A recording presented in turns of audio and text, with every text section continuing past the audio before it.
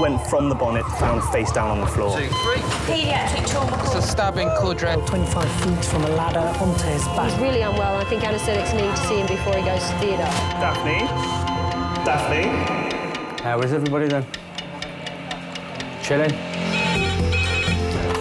King's A&E, how can I help? King's College Hospital, London. I got stabbed. I know, it's annoying. My head. One of the busiest A&E departments in the world. I want top to toe, head, chest, abdomen. A place where love, life, and loss Don't bloody die. I love you too much for you to die. unfold every single day. All the patients you're about to see were treated in just one 24-hour period. A&E is always like a traffic jam. Can we get a trolley? You've got to realise that there's awful things that can happen to you. I'm so sorry.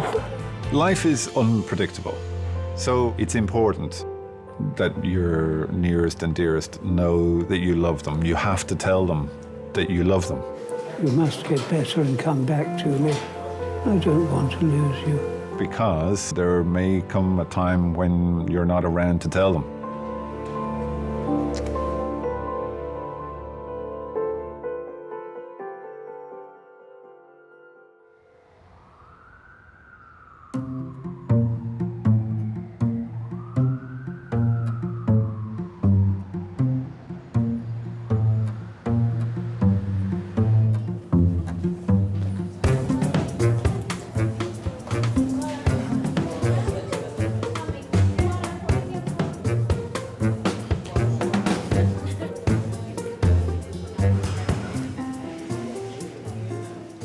Nurse. Doctor. Doctor. Out of your league. How? Yeah. You don't know. Council place, and they've probably got a great big posh house somewhere and a Ferrari. Cancel face. That's what you live in. They probably live in a great big house and Ferrari You got a outside. cancel face. Yeah. You push, Mama. The bear needs the Rosie to look after him. Watch out, Pumpkin.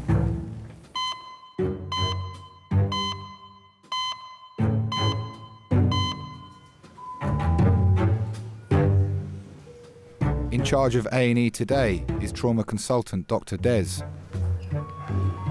All of my career has been leading towards becoming a trauma consultant. This is what I've been working at for my whole adult life, is to be dealing with trauma. This is where I want to be.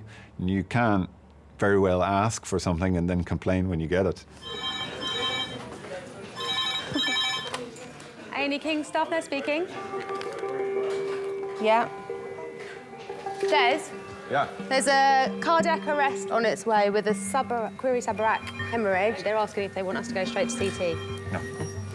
No, just bring them straight in to here then. Resus. Adult red phone, 10 minutes. That's adult red phone, 10 minutes. When a patient has a cardiac arrest outside of hospital, their chances of surviving it are extraordinarily slim. 56-year-old Malcolm has been rushed to King's from his home in Kent after suffering a cardiac arrest. What's more important than surviving the cardiac arrest is your degree of function afterwards, and how well you are and able you are to return to your previous life as you knew it. And that's very, very, very slim. As Malcolm would have witnessed collapse, was very, very agitated with his wife, found to be in cardiac arrest, had immediate bystander CPR, had 1 DC shock within 4 minutes of collapse. So collapse time was? That time was about 2.5 hours. How long do you think he was in arrest for? Just for a couple of minutes? 4 minutes. Fine, lovely. Yeah, that's what I thought.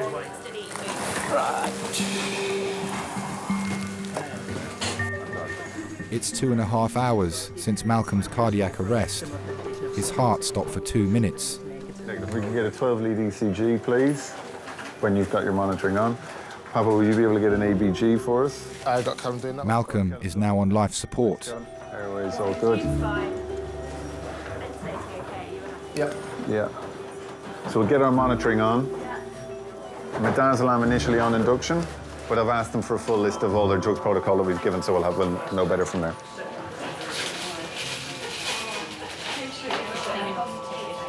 We met at work.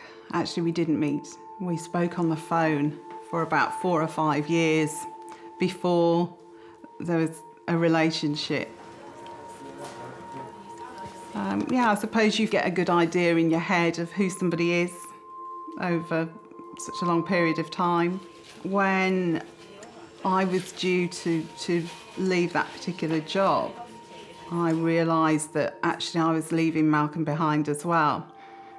And that seemed like quite a painful thing. When he phoned me and said, "I'm in love with you,"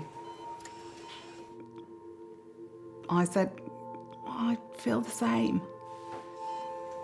So we met on the 29th of May 1998. And on the 29th of May 1999, we got married. So he's probably an inferior MI. I'd still like to get him CT straight away while we get cardiology to come and see about whether they're going to take him up to the Cath Lab. Malcolm was found by his wife, Heather. She rang the emergency services. Very hard to relate how fateful that day seems. That I should have been at work and due to an accident on the motorway, I turned around, and then due to traffic on another motorway, I turned round and came home and was there at the moment that he actually had a heart attack. Okay, folks, how are we doing? They are ready in CT for this man. Life is unpredictable because the people who come to see me every day didn't intend to come and see me. So it's important that your nearest and dearest know that you love them. You have to tell them that you love them because there may come a time when you're not around to tell them. He was going blue. He wasn't breathing properly. And I needed to do something. So I was breathing for him, I was doing chest compressions. I wasn't sure what I was doing was right. Okay, great, going to CT, thank you, sir. Okay. Malcolm is going to CT for an immediate scan to discover whether the cause of his cardiac arrest is a bleed on the brain. I don't think I was prepared to entertain the idea that he would die.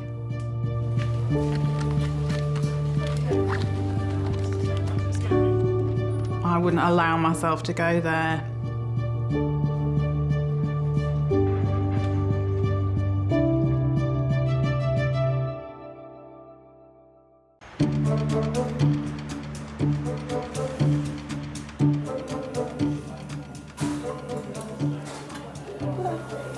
Sit down. All right. As soon as I sit down, call me. That's all right then, but sit down. Like when you light a fag up, the bus comes. Huh? When you light a fag up, the bus comes. What? Fag. The bus comes, doesn't it? Bus comes? When you stay at the bus stop and you light a cigarette up, the bus comes, doesn't it? Oh, yeah.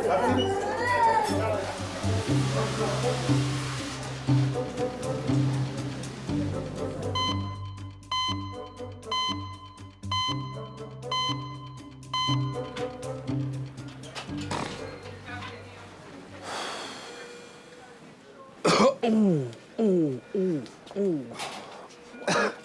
36-year-old Phil has come into A&E with chronic back pain. Hello, Mr. Rock. Hi, you all right?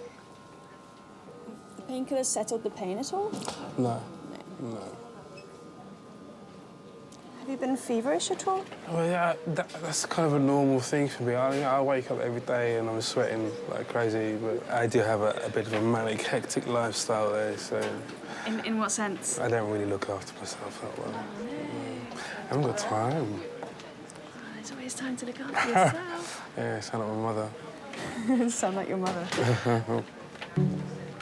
I was having a usual Saturday night, you know, fun and games, lots of partying, having fun with lots of women, brilliant time, and then all of a sudden I just had a stabbing pain in my side and just dropped to the floor.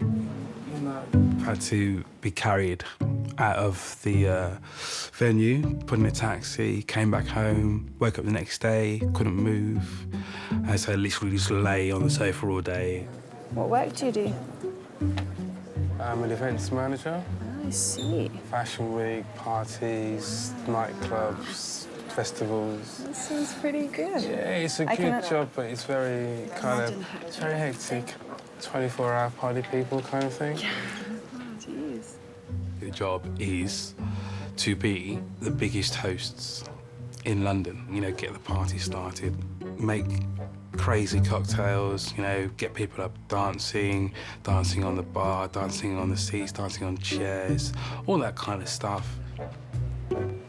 Get home at 5, 6 in the morning, get up at 8:30, ready to go. There's me complaining. But it's not like a normal job, you know, you get into work and the first thing you do is have a shot of tequila. Like I say, I'm 35, but you know, I still kind of kick it with the youngsters, still kind of go out, have my fun, kind of show them how to do things kind of 35-year-old style. 36, going on 21 maybe. How long has this been going on for that you've had the sort of blood in your poo? Good 3, 4 years. How's your diet? Is it full of fruit and veg and fibre? Yeah, maybe not? I can say my diet is mainly consistent of alcohol. How much would you say you drink a week, just to sort of quantify it? Units-wise, yeah, maybe like 100, 110, something like that. But I'm going to have a day off today, obviously. Yeah. You got to live life as you would, as if, you know, it could all be over tomorrow. I drink a lot of milk. Yeah, OK. But I don't eat a lot of solids. Yeah, OK. OK, not many solids. I maybe have a meal a week. OK, geez, OK, yeah.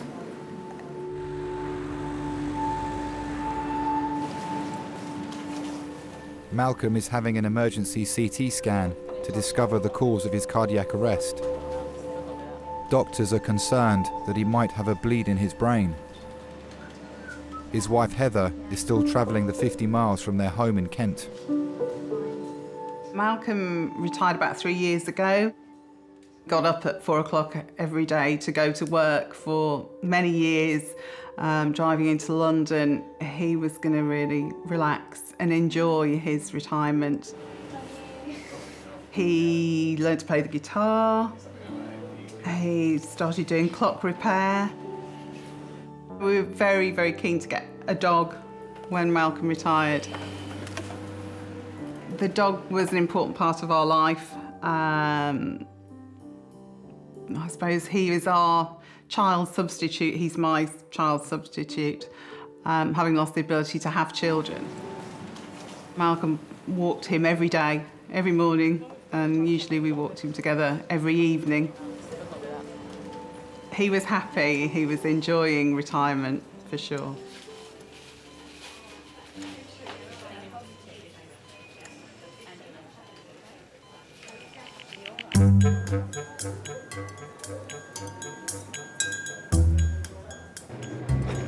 Hey baby, I think I'm gonna marry you. Is it the look in your eye? Who cares, baby? I think I'm gonna marry you. You're shy, oh shut it. There's a pig, mate, flying. I am a bit like Tinkerbell, flitter here, flitter there. You know, spread a little magic. Do you remember Pigs in Space? A little bit of fairy dust. Do you remember Monkey Magic? Pig's hair. You can keep that. You might as well, because you're going to need it again. If I can make someone smile, then that makes me happy. Yeah? You okay? No, not really.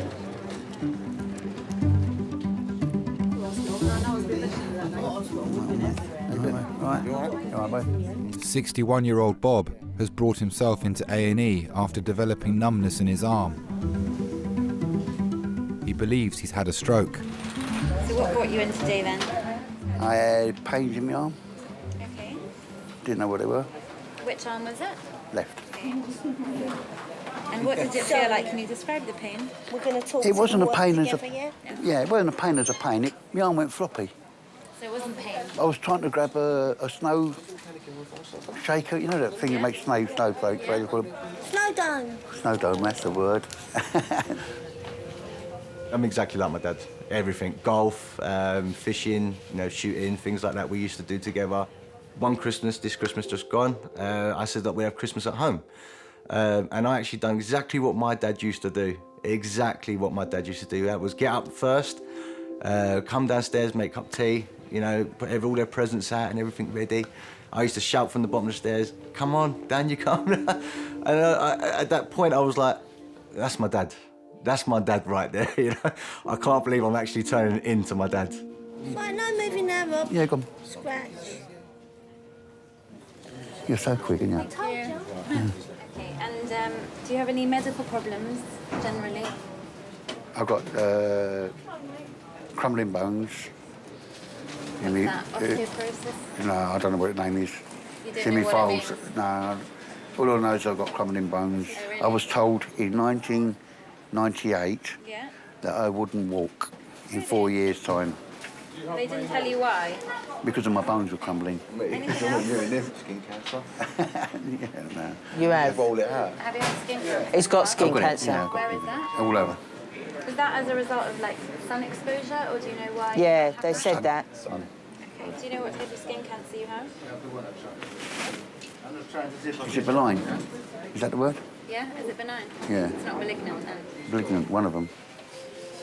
When my dad's sort of ill or anything like that, it worries me. It does worry me because he's at home by himself, you know, no one's there, no one's around. My mum's working all the time, and my mum only pops back every now and again to see if he's okay. He tries to do the best he can. He really can't do what he used to do. Your sort of skin, Yeah. right? You've got that dark skin. Yeah. Rub olive oil in it. Yeah. all- My skin's not dark enough to It see, is. unfortunately. Just it It's is. bright red. Look, white. Yeah. Yeah. Brownish. Yeah. Olive oil. Nothing. He's one of these people that you can't tell him what's right and what's wrong because he knows. He's like God. He knows everything and he knows how to do everything. You won't find another man like him. Gives you wrinkles apparently. No, it don't. My mum. If you see my mum, mum's Welsh. Yeah. My mum's white Welsh. Very good. And yet she looked Mediterranean, didn't she? Really? Really? She looked really Mediterranean because she used olive oil. Yeah. That's what she ever used. It's gonna fall off. It's gonna fall off. I don't want him to fall off. Oh no, oh no. George.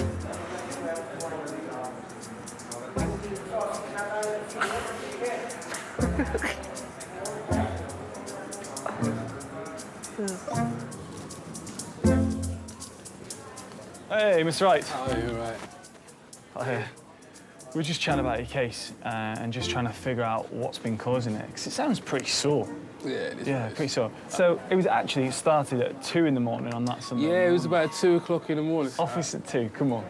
I think I was in the office. Is this a euphemism? What is the office? The office is the pub. No, the office is the office above the bar. Paperwork above the bar, yeah. I've got lots of friends from school who I'm still in touch with, and from uni I'm still in touch with. They're doing like 9-to-5 jobs, and you know they've got houses and mortgages, and you know married with kids.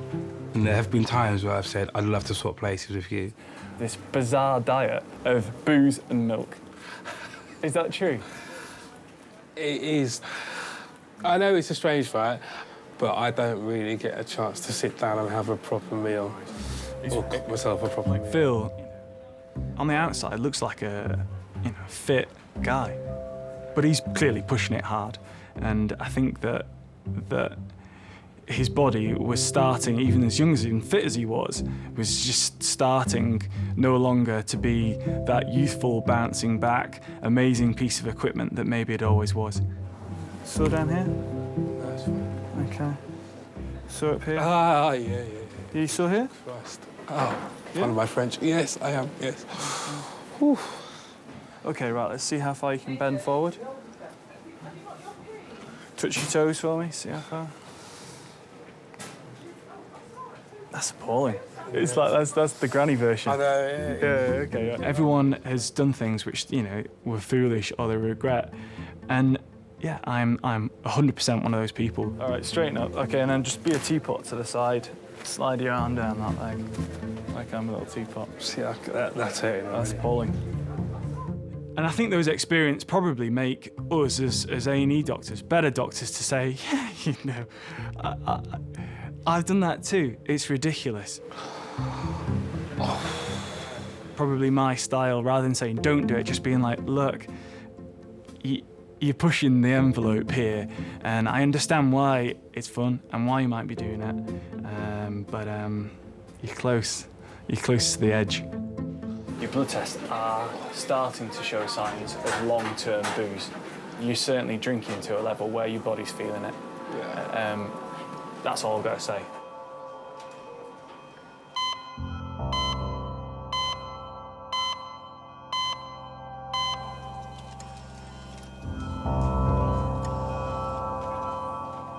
Malcolm's scan has excluded a bleed in his brain.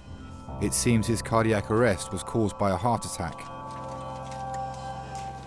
When a patient has the cardiac arrest, you're in effect trying to perform a miracle. And I'm not saying that to give myself any sense of self-importance. It's literally, if the great man has decided that your time is up, then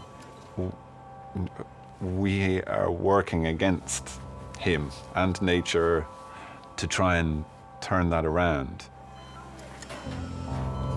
I can ask his wife to come in. She's outside and she's quite anxious to come through. I do remember getting to King's and the ambulance crews were standing outside, and I remember saying to them, did he survive? And they said, yeah, he's holding his own. So, yeah. So please, come on in. Thank you. Come on in. Thanks, Chuck. Heather has arrived with Malcolm's youngest daughter, Sarah. With it, she needed near me. I'm a great deal for talking to my patients, even though. When relatives come in to see patients, they want that person back. They want their spouse back. They want their son back. They want their mother back. This is who I have lived with. This is the person who I've spent all my years with. The guy who always puts his keys in a certain place, the guy who loves going for walks in a certain wood on a Sunday, the things that make people individual and unique, and that's what they want back. And unfortunately, that's the one thing that we can almost never tell a relative when they come to see us, because it's only time that will tell us that. Malcolm's condition remains critical. He's been transferred to the Cath Lab for an emergency procedure to unblock the arteries in his heart. Okay, let's look. Okay.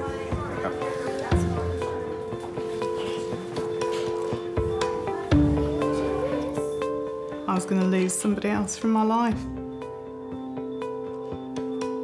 I think it would be very difficult to imagine a worse moment.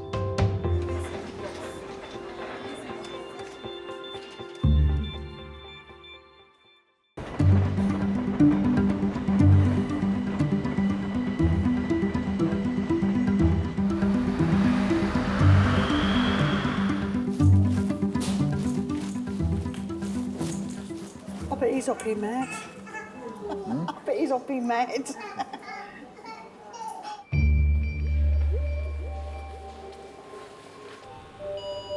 Malcolm has arrived at the Cath Lab. Watch his feet on the... Heather and Sarah face at least a 2.5-hour wait. As a team of over 8 people, will attempt to restore Malcolm's heart function to normal. The whole team is very acutely aware that there's a patient's life in everyone's hands. At King's, we always believe that if there's any chance that someone will survive, then we give them that chance. We are inherent optimists.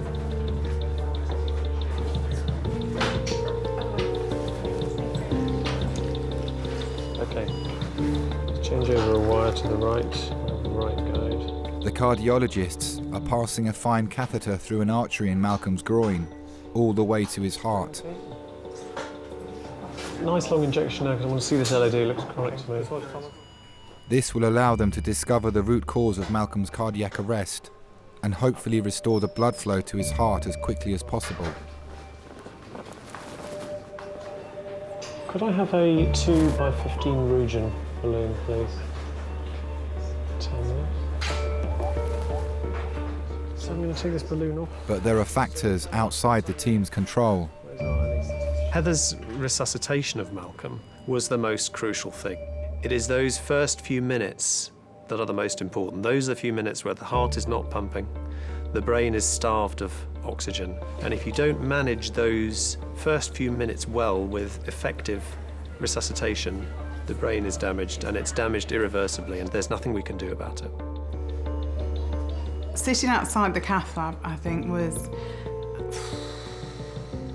probably the most anxious I was for the whole time.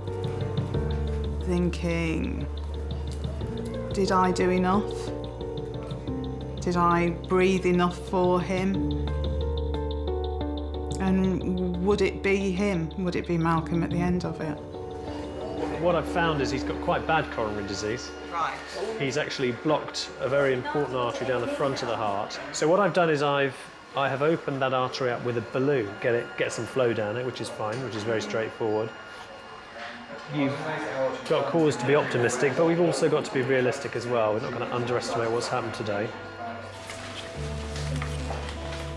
There's no reason why he couldn't walk out of here at the end of this.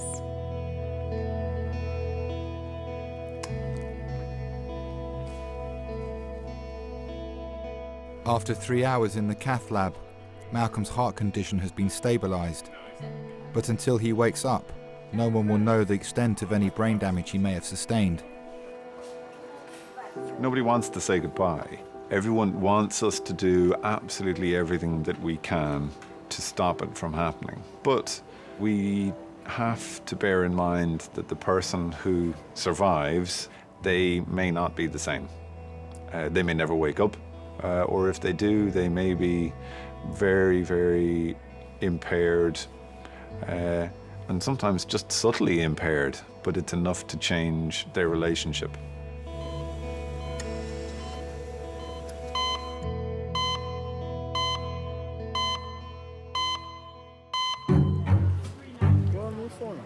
It's nice.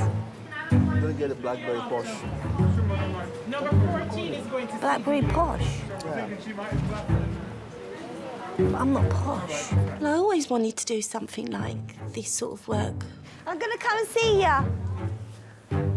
Because when I was a child, someone was there for me when I needed somebody, and in a way, I'm now there for somebody else as well. Right, all you need to do is pop your arm straight for me. And make a fist. We all need people to help us. If we go through life thinking we can do it all on our own, then you're delusional, really. We'll just pull your gown up. Phil is undergoing further examination for his mystery back pain. Have you had an ECG before? Not that I can remember, no. The only people who knew I was in hospital, obviously my two flatmates. And your mum didn't know? I'm not really that close to my family. I don't really see them a lot. It's been a good few years. We're appointed from Central Station. It was a time where literally me and my mum were kind of like inseparable. And then, I don't know, the whole kind of balance, the dynamic of the family changed. I do think about them every now and again.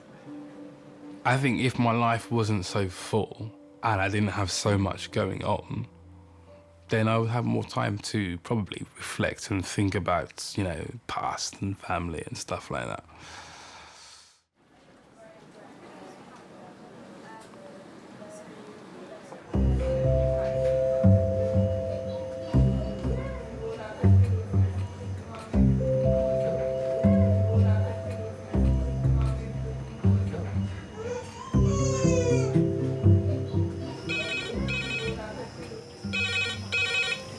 King's ED? Yeah. Yeah. Lovely, thanks.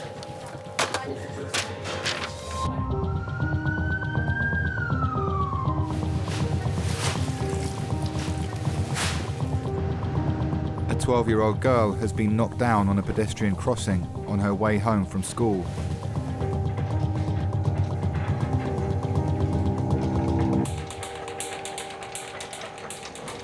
That's Camila. Hey guys. I promise I'm not going anywhere. There we go, darling. This is Camila, 12-year-old girl. She's got a massive right lump bruise onto the right side of her forehead. We're querying loss of consciousness because she cannot remember anything. Yeah. C-spine pain when she moved her neck. Okay? Right, let's crack on, guys. All right. Yes,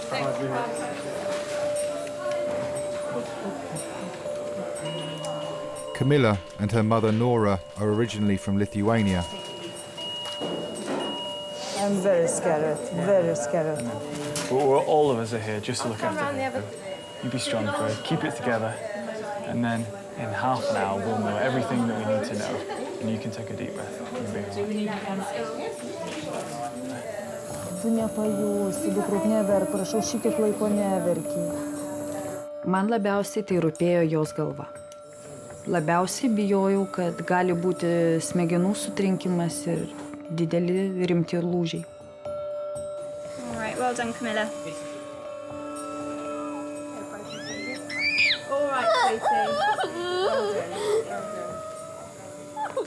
Kite to papasakoti, taip jausmus tuos perduoti tiesiog neįmanoma, nes tai yra tavo vaikas. Galėčiau pasakyti tik tiek, kad tuo momentu norėjau būti jos vietoje aš pati. Skauda?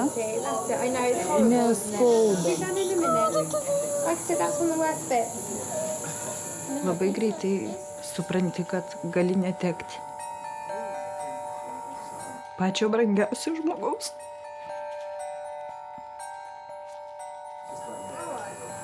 Neverk, neverk.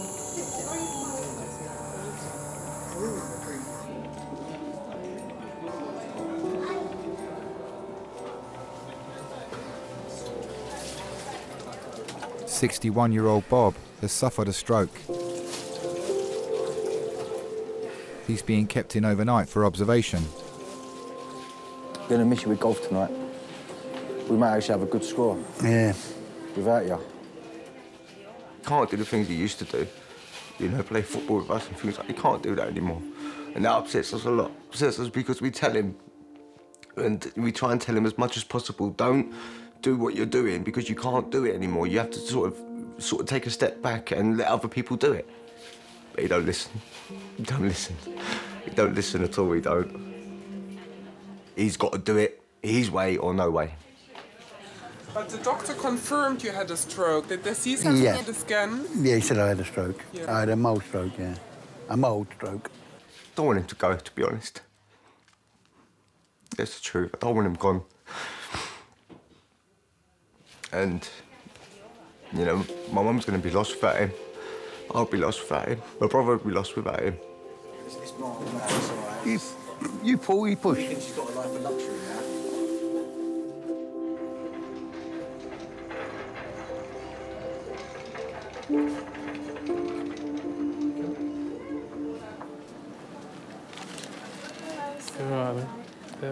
Hey, Chief, how you feeling? Yeah, not too bad. A new man? Since our painkillers? Yeah. Okay. How are you feeling seriously though? Have they helped at all? Or? Yeah, it's not too bad actually. Like lying in this position now, it's fine. Good news is that all the X-rays are completely normal, right? Wicked cool. I can't see any sort of badness around the spine that's making us any sort of problems. Now, most of these things get better on their own. Yeah. Okay. And that's why I think now we've excluded, we've tried to exclude best anything super serious going on. We can relax a little bit and say, right, let's just see how this goes. What about going back to work? Yeah, well, yeah, like, I don't know. Go back to work tomorrow? Well, yeah. All right, if you can do it. If I've got the painkillers, yeah, and the painkillers. Be careful on the source with the painkillers because they will massively decrease your tolerance to it. And if by accident, you slipped over and fell on some booze and it went in, right, be careful, be really, really careful because it will decrease your tolerance and it will just come on you like a stack of tons and then you'll end up like mullered. Does that make sense? Yeah, it does make loads of sense to me. Yeah, sweet. I think we've pulled you apart to enough of a degree today. Oh man, to be fairly confident. Just no partying for me tonight then. Yeah, this is it. Stay in. Home with that milk of yours. You want a shot? Yeah, I'm just having some juice. We'll bring you some cheesecake. Apple juice, yeah. All right, quality. You're going to come and take all this palaver off you and make you look like a normal person and then you'll be free. Wicked. Nice one. Thank you very much, guys. All right, nice to meet you. Oh, yeah.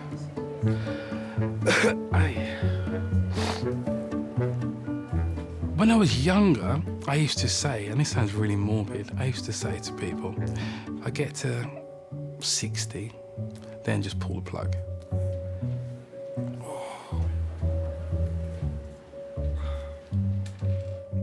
But now, at my age, I'm thinking, okay, maybe give me a little bit longer. So, yeah, I'd like to live to be an old man.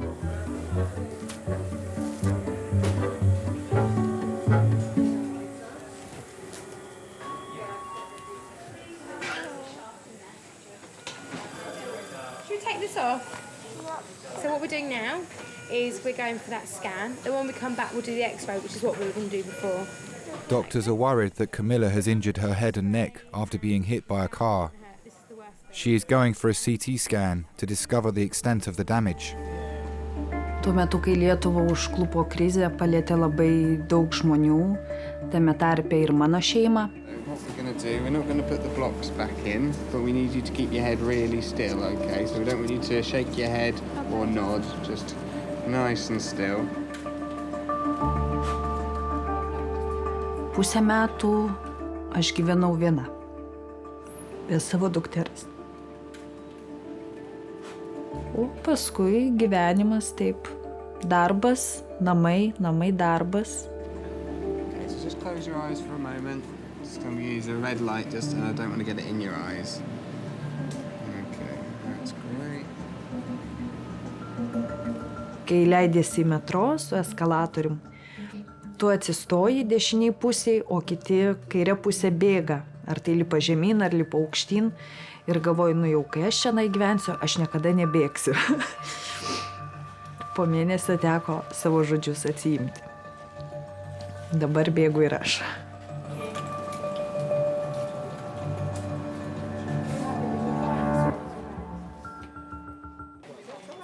So what's happening? Are you working here now? How are you? I'm all right. I always stay true to myself and my conscience, and if things don't go right, I know you'll get through it. You'll get over it. I'll be there in a minute. Okay, thank you. As long as everything's ordered first, all the bloods. Everything's ordered? Yeah. Okay. I'll make sure. Because I've got over so much already that anything else is just like water off a duck's back, isn't it?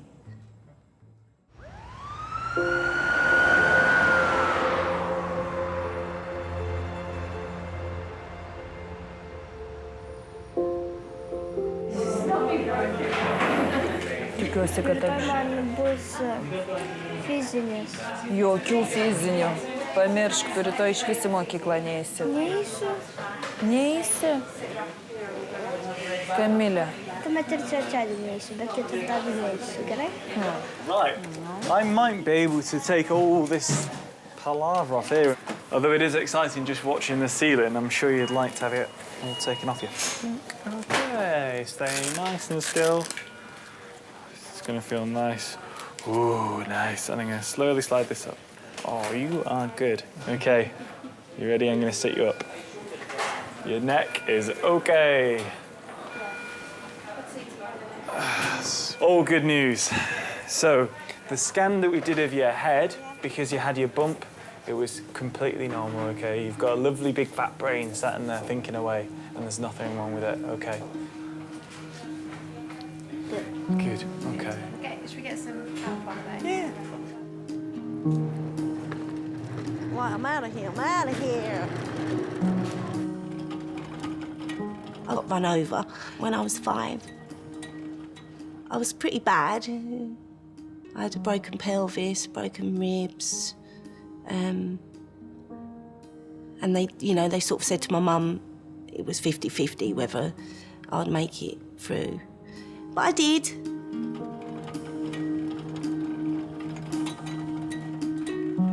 It left me with a squint. The impact, I had to have operations on my eyes. I think that's why the bang on the head, that's why I'm like I am, The policeman on the scene saved my life because he had to give me CPR.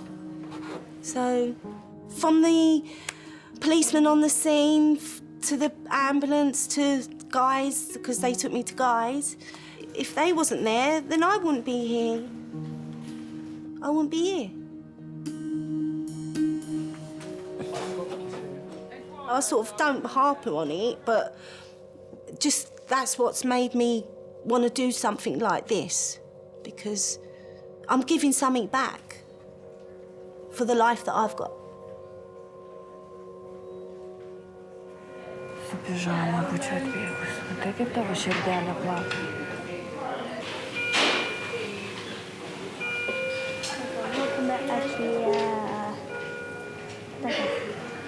Oi, kaip krenta. Apie močiutę. O, kyla, žiūrėk, klausyk. Ir reiškia, aš pasiilgau.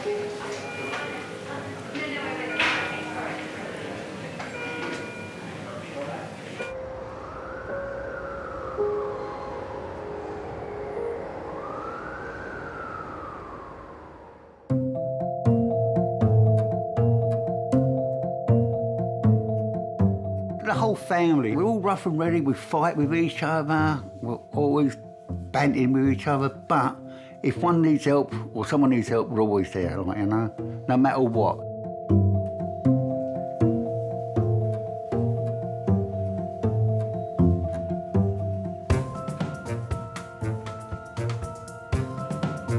I got to a point where enough is enough. I handed my notice in and they were like, well, we're going to move you to something which is kind of not so kind of crazy. And I was like, okay, we'll give it a try. So I've moved, and so far so good. I'm having a really good time, still doing the same thing, but the same thing as in the same job, but less alcohol.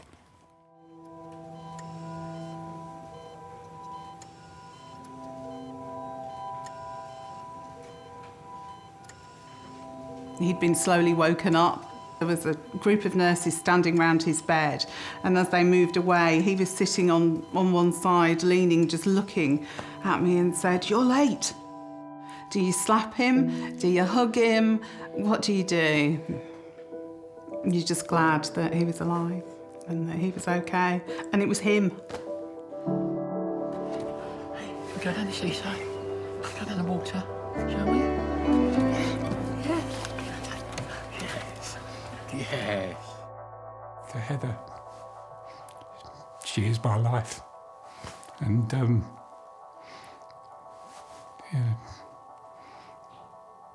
she does everything to me, and it's just, I'm glad I survived so I can live with her longer. She saved my life.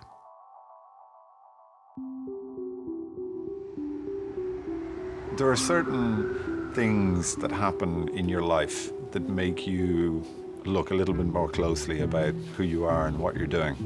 You can call it a wake-up call or life event or whatever you want. So we should take into consideration our work, life, family, everything, every now and again, and just think, are we really doing the right thing? Are we really happy?